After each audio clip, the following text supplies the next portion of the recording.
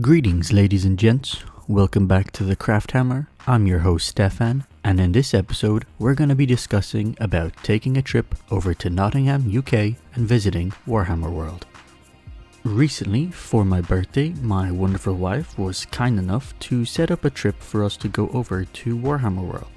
As such, I thought it would be a great way to share my experience and also give some tips for other people who are interested in flying over to the UK.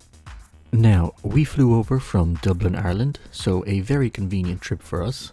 And for those of you who are in Ireland, I can confirm that it is a one-day trip. You can avoid booking a hotel. The short summary of that is that there is a 6:30 in the morning flight out from Dublin to the East Midlands Airport. You take the 20-25 minute express Skylink bus all the way to Nottingham and it leaves you right outside of the Old Market Square. Plenty of food options around the square there if you want to get yourself some breakfast. Then, depending on your pace, it takes about 20 to 30 minutes of a walk from where you jumped off the bus to actually get to Warhammer World. Spend your day there, have some lunch in Bugman's, go around the exhibition, then make sure to be back by 5:15 at the same bus stop that you actually arrived in. And then you should be able to fly back out to Dublin by 7:50 in the evening. Now, this of course is not viable if you are flying from further afield. So, what would be my suggestion for longer international flights? Honestly, it would be to plan your trip around the East Midlands Airport. Don't fly to London thinking that you can commute all the way up to Nottingham. That will be an absolute nightmare. If you're flying from the United States, and with the short little research that I did here, you probably have 4 good options to choose from. Your first 3 options are to fly either in Cork or Dublin in the Republic of Ireland, or to fly into Belfast in Northern Ireland. After which you take a direct flight to the East Midlands Airport and then you follow the little short summary that I did at the start and you're all good to go. Your fourth option would be to fly into Manchester Airport and then take either a bus all the way to Nottingham, which will still roughly take about 2 hours, or you can try your luck with the trains, but that would be 3 switches and roughly 3 hours of a trip. Unfortunately, Nottingham is not an easy city to get to if you don't have a direct flight to the East Midlands. But let's move past that. You've flown here, what do you do? The Old Market Square that I mentioned of Nottingham, pretty much a radius around that is where you have most of your hotels and most of the places to eat.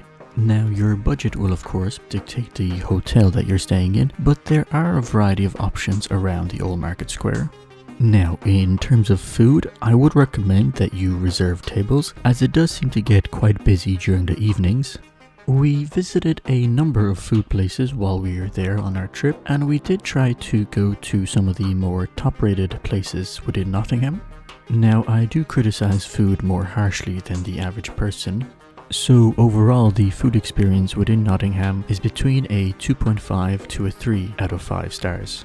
But there's definitely a lot of options available, and at the end of the day, it's not what the trip is about. Now, we're all here for Warhammer World, so let's get on to discussing that. The first thing that we'll do is talk about the store and the exclusive models and merch that is available. I know that you're dying to get your hands on the exclusive merch, but we do need to temper expectations. The exclusive models are limited in quantity and of course are very popular, so do be prepared that they might not be in stock when you are there. Other than that though, you pretty much have the whole Games Workshop range available to you in the store there. But of course, the crown jewel of Warhammer World is the exhibitions. Get yourself a ticket that will give you entry for the entire day and you will see some amazing models. That should keep you busy for a few hours while you look at all the details. Now, if you intend to fly over and bring some models that you want to play with, I would highly recommend that you email in advance or call and try and get yourself a table booked. It can get very busy on the main gaming floor, so I'd recommend to check in advance, and some of the fancier tables definitely need to be booked. Now, another highlight that I actually want to mention is the introduction games that are outside of Warhammer 40k and Age of Sigmar. They have some introduction games where you can learn Horus Heresy, Blood Bowl, Kill Team, Adeptus Titanicus and Necromunda. In other words, a great way to dip your toe before you make any purchase. Overall, Warhammer World is a great experience to have. Hopefully this video has been a bit of help in planning your trip over. I would definitely be tempted to plan another trip, but this time maybe bring some models and try and have a game. But that will be a thought for another time. Let me know if you have any questions regarding the whole trip. Don't forget to subscribe and like the video, as I'll be doing more content. And I'll see you in the next video, so take care folks.